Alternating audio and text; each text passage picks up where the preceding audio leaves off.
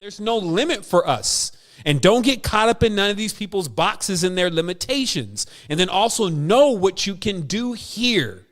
Be very aware of what you can do here and your power and what your elders have done. That's why I look at Janice Bodie and I look at the women in Sudan and I'm like, man, they going in.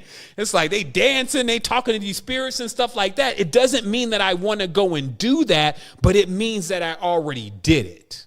You see what I mean? Because I know the power of this DNA. And that's the final thing that I wanted to leave you with today is that, see, if you feel like this is why we started this whole movement, because it felt like everything was trying to be more powerful than us. We had this God and we had these governments and all the rest of these G's, these Freemasons and all these people around saying they're more powerful. And then what happens then is that you become extremely demoralized. You just feel like that, you know, your bad luck is the reason why you can't make it to the top and that they somehow have something that you don't, when that's not the truth. But you have to stand in your truth to know how powerful you are, to know that if you're standing in the face of, I don't care, Xi Jinping looking like Winnie the Pooh and all, it's like, but still, I know who I am. I have only one example of this where, you know, with all respect, you know, the Mamos, you know, the kind of their method of dealing with things is like they talk about little brother. You know, little brother's the problem with this, and little brother done this, and little brother done that. And that's kind of like their demeanor even. They kind of feel like everybody else is messing it up. And they're the ones that have this way in which life is supposed to be conducted, right? And in one session, one of the guys, he kind of started talking to me like that. And right away, my higher self was like, what are you talking about? First of all, I'm not little brother. If anything, I'm big brother, because my family, my tribe, my DNA, my people, we put this together. This was what we knew. This is what we were. Maybe you even got past what you know from us.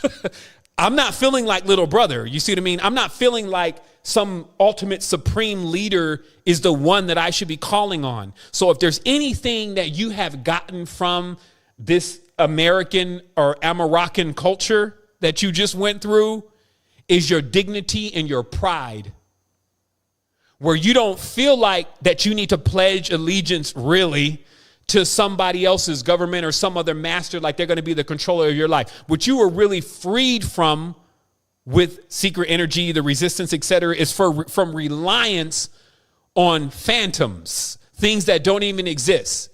It's not a day goes by where I just have to shake my head. I watch a Palestinian video and it's ridiculous down there. It's just reduced to rubble, right? And they're over here talking about Allah. And I'm like, man, this lets you know how crazy the condition can be.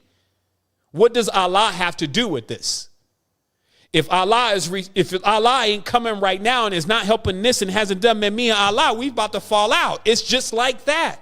That's independence. That's sovereignty in your consciousness. Same thing, they'd be like over there in the, you know, they got Adonai and Adonai do this, right? And meanwhile, they having to protect themselves from missiles and shit. I'm like, Adonai is out at this point. It's like, I need to be figuring out what's going on with this being and where this being is at. Not calling upon things that have so far showed that it can't deliver for the people who have been, man, these people have been, what do you call that? This is faithful. I guess we can use that term. There are people here there are people there that practice that tradition. They really go in. And yet the results that they're given at times is their whole family is leveled overnight. And this is Allah? I would be forced to find a greater power. But do you see what could be over your head, though? You got everybody else believing in it. Your family believed in it. All y'all were raised in it. And then you're there holding the DNA. And now you got to write a new story for the DNA. You see what's happening? So in the sky, it seems like every 80 years we go through a world war. And the people who weren't in the war are now in the war. Now it's on our territory. It's totally different to be at war, but it's not in your territory, right? The Iranians, it was on their territory. The Japanese, it was on their territory. America has never dealt with it. Well, if you were a Native American, you dealt with it. But America, as we know it, has not dealt with a foreign occupation. Canada has not really dealt with a foreign occupation except for until a segment of time. Now, the Native Americans that lived there obviously dealt with a foreign occupation. How long ago was that? About 90 to 100 years.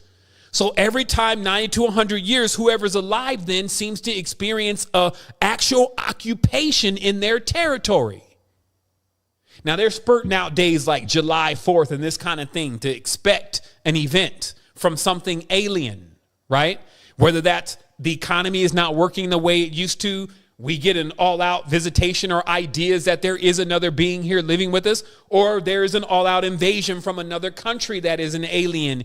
Either way, the way we prepare for these kind of things is to become more familiar with ourselves and our power.